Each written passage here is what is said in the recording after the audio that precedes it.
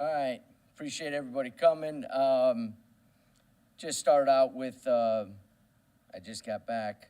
Our thoughts and prayers and support go out to Greg Bird, our athletic trainer, and his family. Greg's father, Chester, last week passed away. This morning was his memorial.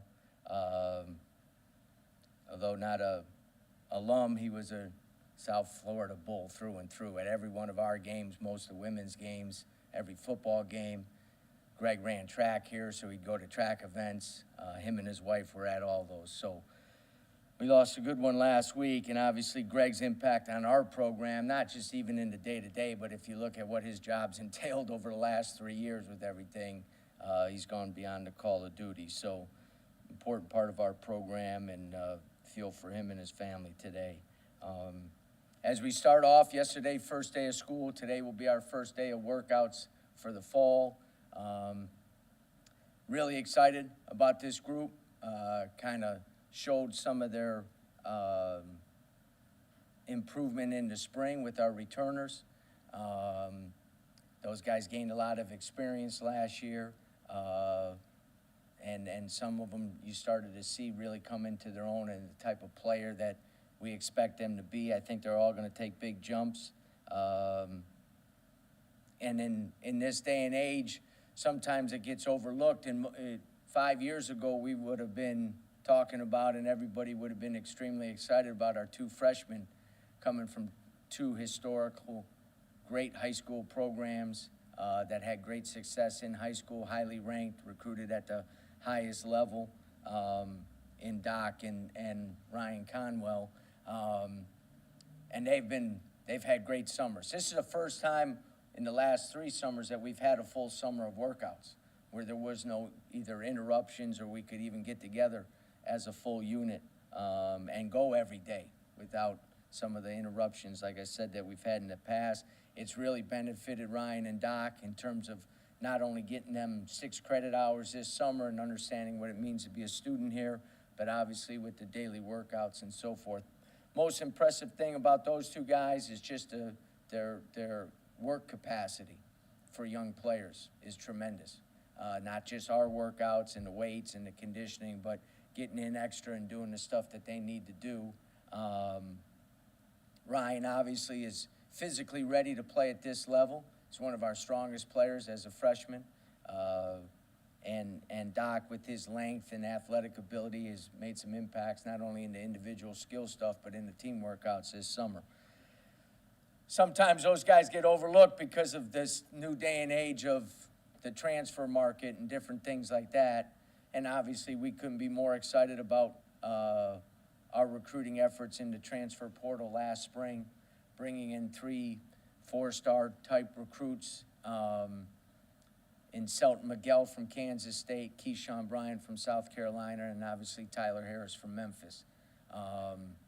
They bring a vast amount of experience at the highest level and success as individual players. And the one thing I know is all 3 of them played for 3 really, really good coaches.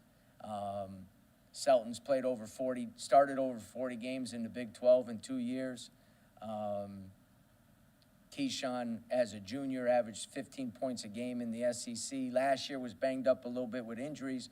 Didn't really start playing extended minutes and effectively until the end of the season, where he started the last 16 games for him.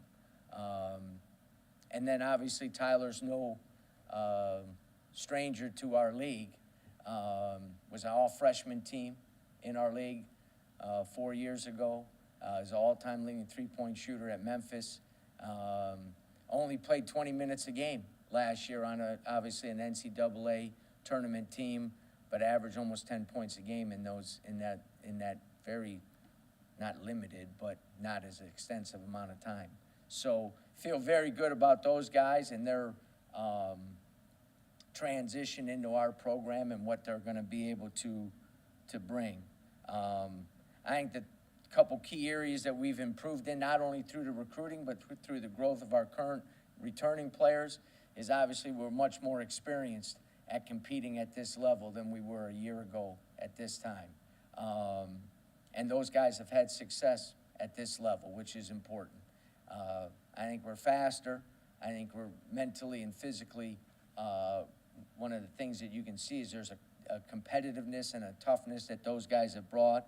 And I think it's just going to make a big impact on our daily progress as a team. So very, very excited about that. Last topic before I kind of open it up is just our league schedule probably won't come out for another few weeks or so, but our non-conference really positions us well for creating the strength of schedule, RPI, and the challenges that you want to face in the non-conference.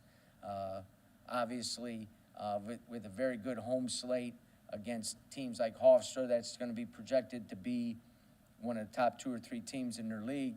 UMass under Frank Martin with the roster overhaul. Obviously, we know what you get when you play a Frank Martin team, and UMass obviously with a great basketball tradition.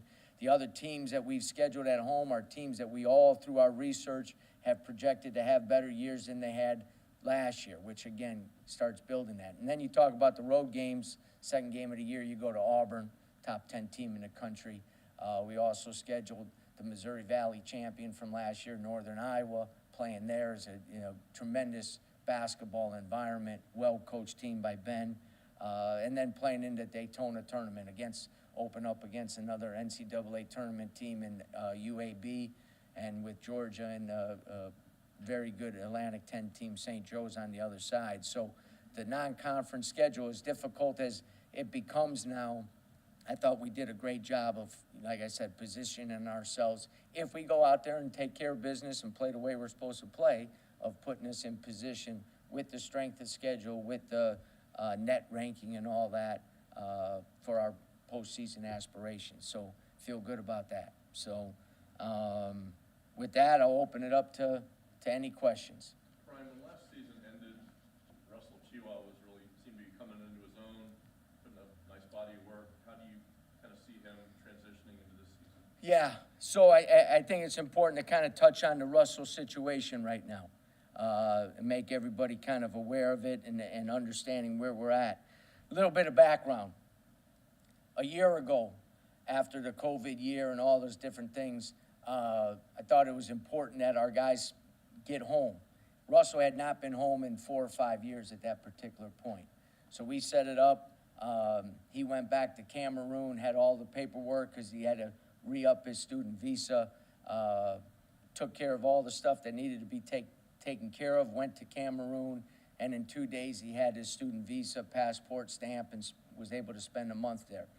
Our plan heading into this summer was for him not to go home this summer. But a situation back at home where his father became very sick with COVID, Russell came to me and asked if he would be able to get home for 3 or 4 weeks to see his family, especially after that traumatic experience in the spring. So going through the process, we okayed it. We did all the paperwork. Russell did all the paperwork, went back to Cameroon, went to the embassy, turned in all the paperwork, same exact process as we went through 12 months earlier. And that's led us to this situation that we're in right now. We are continuing to assist Russell in his attempt to get his student visa approved from Cameroon to the United States. It has not been approved yet by the United States. It's been a lengthy process. We're coming on 4 months right now. His initial meeting was May 9th. We've been through this. I've coached international players. Our athletic department has done a tremendous job with international players.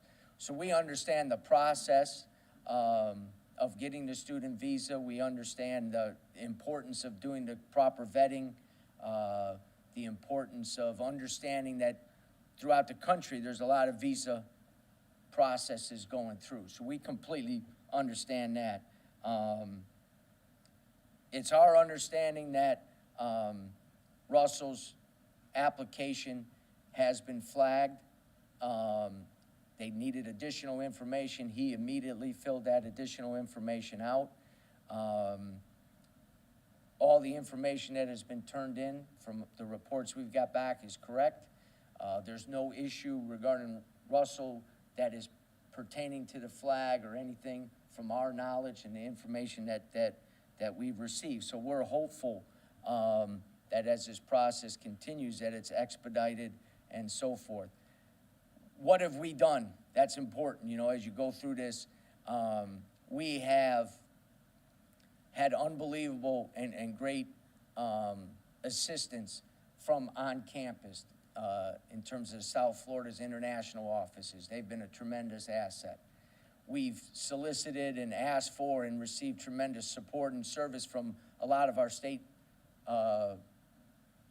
governmental agencies and representatives, senators, congressmen, different things like that as well, in terms of helping us and trying to get the assistance that we need in that. They've been beyond a call of duty on that stuff. One other thing that's important on that is that we're remaining in constant contact with the State Department for as much information as they can give, as is Russell. We're in constant contact with Russell on a daily basis. I had another Zoom call with him this morning as well.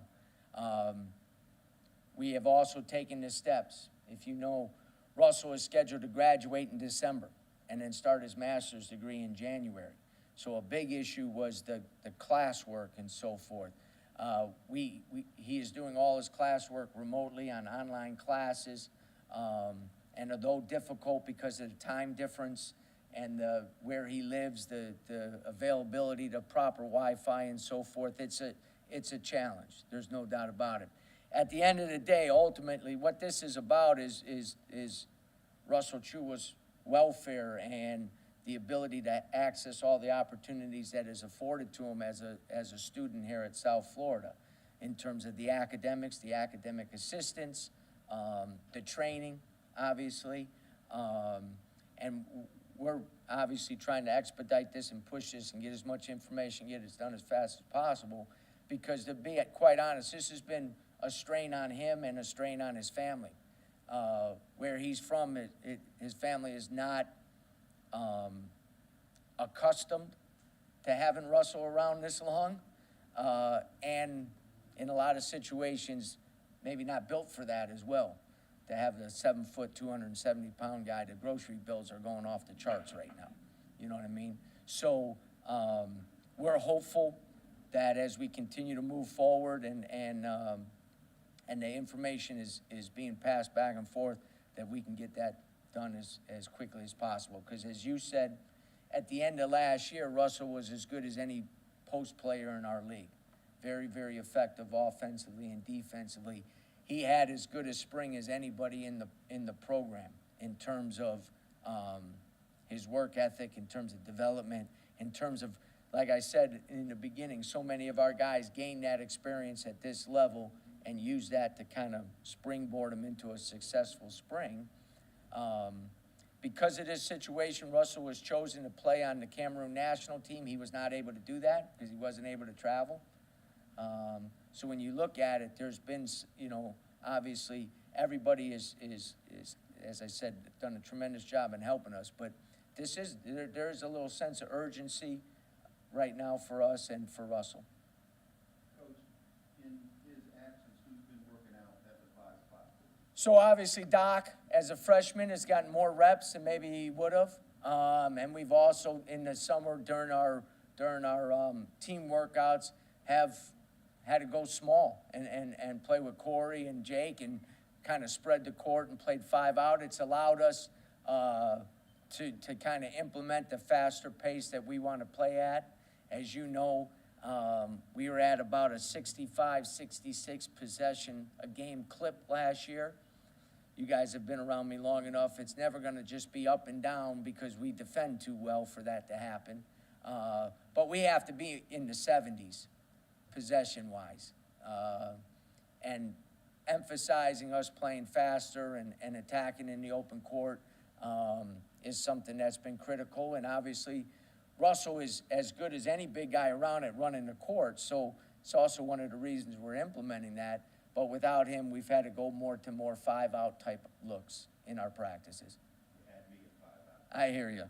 I hear you. After the Memphis game, one of the things you said about Corey Walker was that his daily habits had improved. How's his offseason been, and is he making progress in that? He is making progress.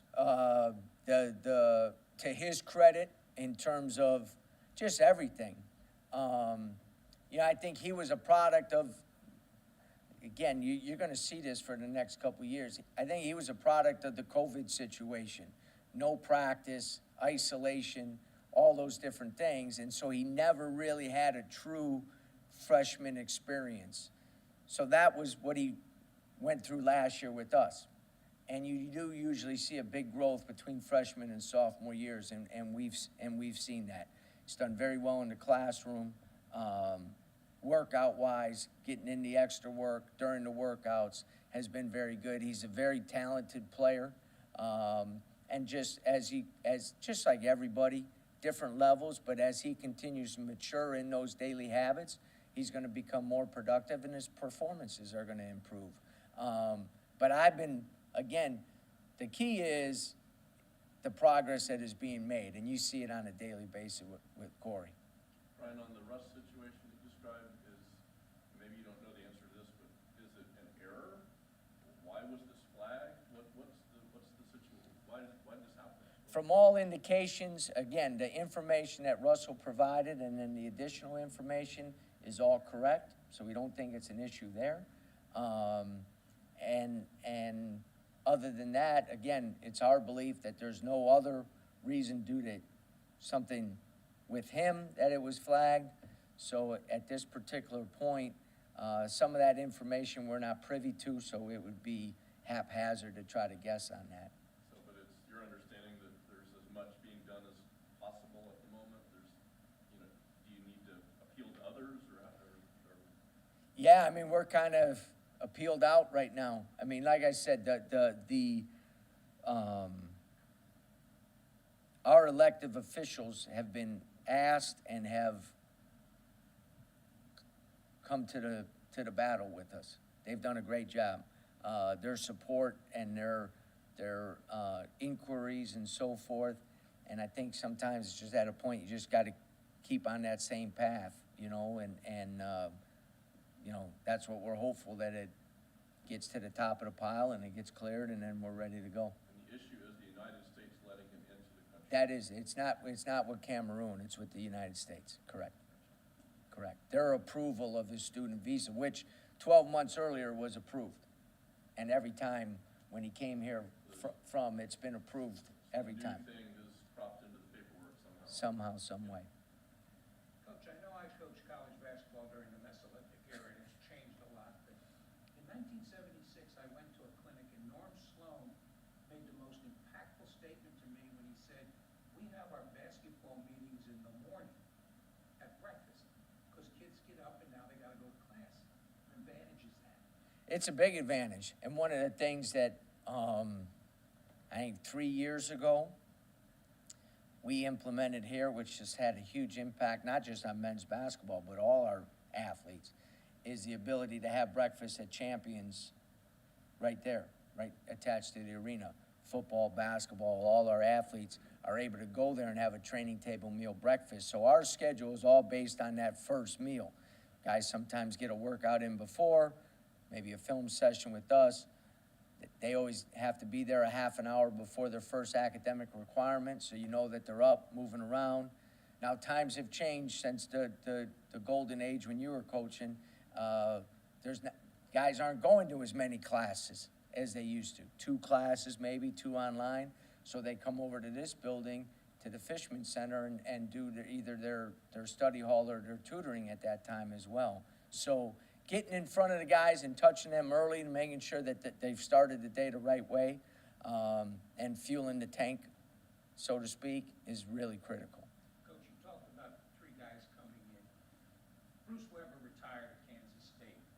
Were you in the Big Ten at the same time with him, and did you have a relationship with Coach Weaver at all? We were longtime assistants in the Big Ten. Yep, and obviously my mentor, my first one, Coach Heathcote, and his coach Katie were the best of friends. So our staffs were very, very close. Aging myself, but even when Bruce was the assistant at Purdue and I was at Michigan State, Matt Painter was playing at Purdue at the time. And then when he went to Illinois, when Bruce did. We played them when I was at Dayton. We played them in the NIT. So I have an unbelievable amount of respect for Bruce and what he's done and what he did at Kansas State, which I think records will show maybe the best coach that's ever coached there. And obviously getting one of his players, he's game ready. You know, like I said, started over 40 games. The one thing about Keyshawn and Tyler and Selton, you think of some of the venues that they've competed in. You know what I mean? It ain't like they're going to be walking in any place and, you know, and have any fear at all. You know, they've played at Kansas, they've played at Florida, they've played at Kentucky, they've played at Missouri, they've played, you name it, they've played in it. So that should greatly assist us as we continue to move forward. Bring in Tyler for the three-point shooting, you know, good ball distributor, but just how much of an impact is an older guy like that going to have on a Trey Moss, who, you know, obviously played a lot last year, but could probably use some pointers here and there? Yeah, I mean, again, one of the biggest things that not just Trey, but everybody has to understand is, you know, the old adage, iron sharpens iron. One of the best ways to improve, you improve three ways. One, skill development, putting in the time. Two, the direction you receive from your coaches. And three, competition, who you go against every day. And that's only going to help all of us. But the road that Tyler's traveled, the experience that he has, should help all those guards, should help Ryan as a freshman, should help Trey as a sophomore. But we got to count on that from multiple guys. But I think the one thing that is clear is that Tyler's desire to play a bigger role and be even a bigger leader and different things like that is he's been given that opportunity here, and I think he's going to make the most of it. On the Russ, again, is your approach almost like an injury? You don't have him and you're not sure if you're going to have him? Do you have an expectation of having him? Yeah, I mean, I'm hopeful every day. You know what I mean? We check multiple times a day on his, and like I said, in contact with him multiple times a day. We're going to get him back. All right, we're going to get him back, but in the meantime, it's an opportunity for other guys to, you know, maybe get some more playing time and compete and play and practice and different things like that.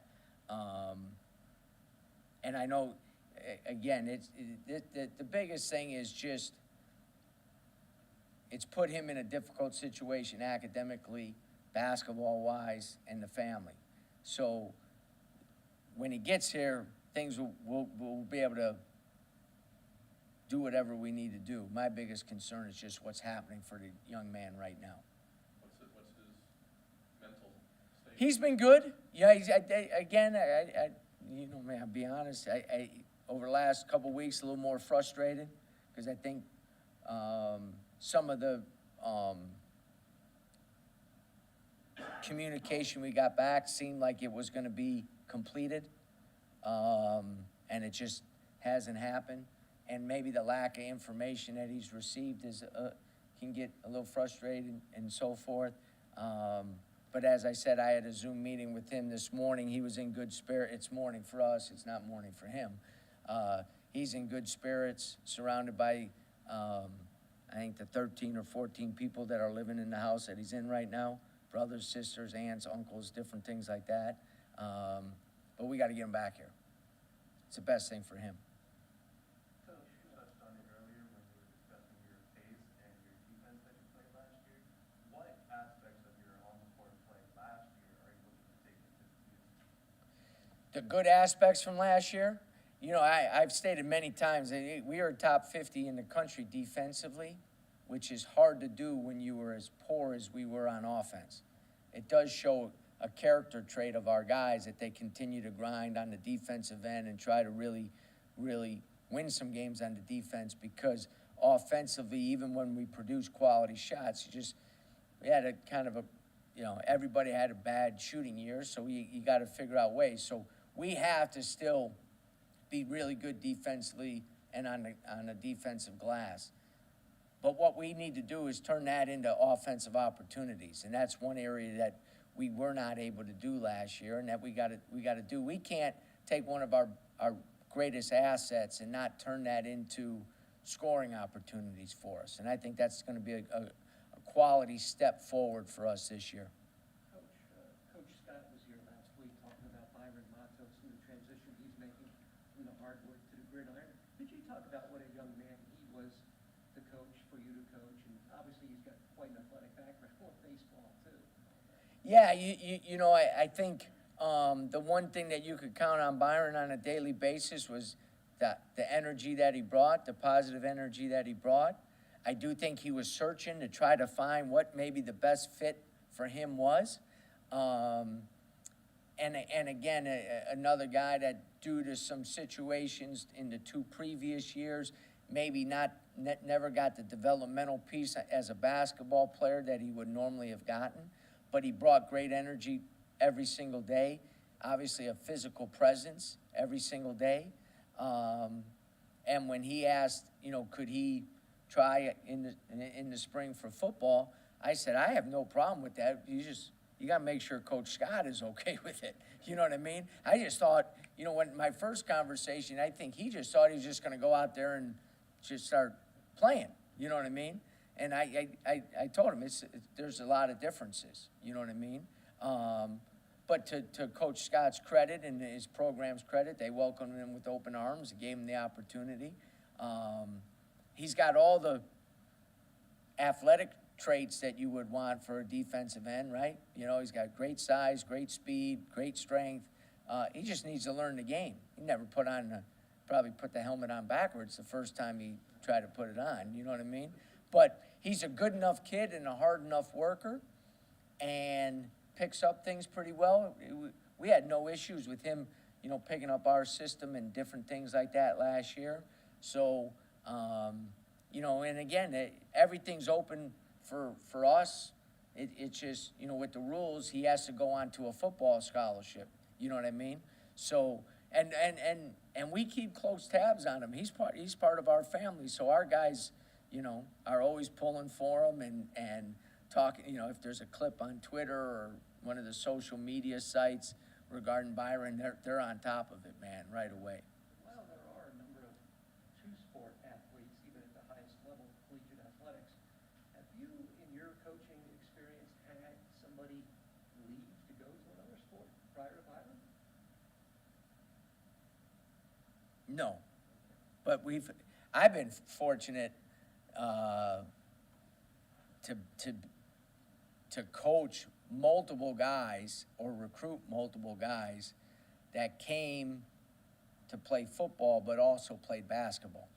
You know, at Michigan State, Mateen originally was going to play both, but then broke his back, and so he didn't play football at Michigan State.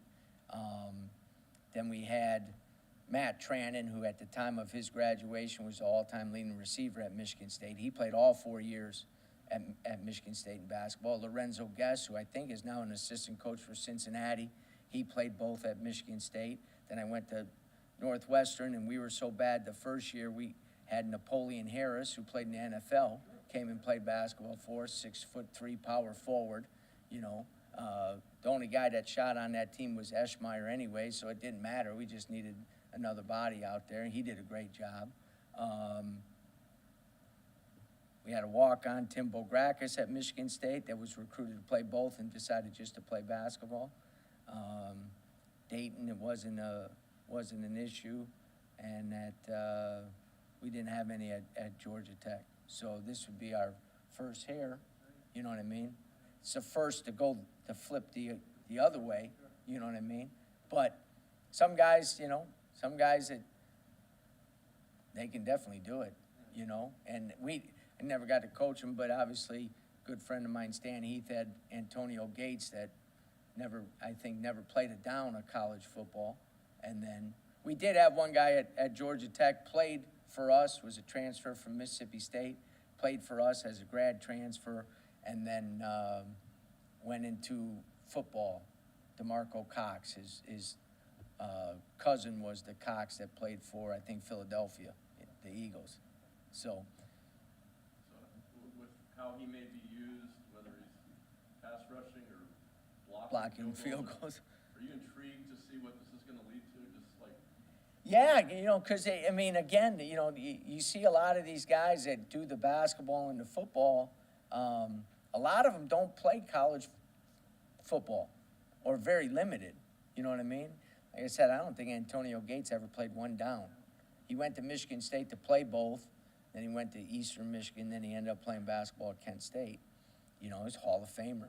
You know what I mean? So yeah, I mean, we're in trade. We're pulling for him. You know, if he can help them block an extra point or a long field goal or get it, you know, anything to do to help the team, I think he's willing to do. So, yeah, we're excited for him. Anything else, Coach? All good? Thanks, guys. Thanks.